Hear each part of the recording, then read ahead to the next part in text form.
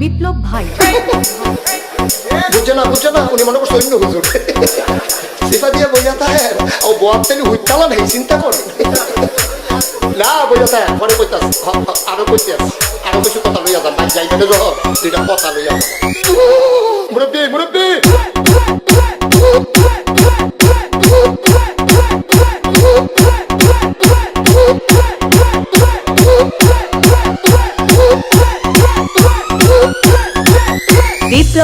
বিপ্লব please আমাকে ক্ষমা করে দাও প্লিজ কেরাম বলে ওরে বাবু কালকে ধরে নিয়ে আসেন ওরে দিচ্ছে আমি তুই নেই প্লিজ আমরা তুল কোনটা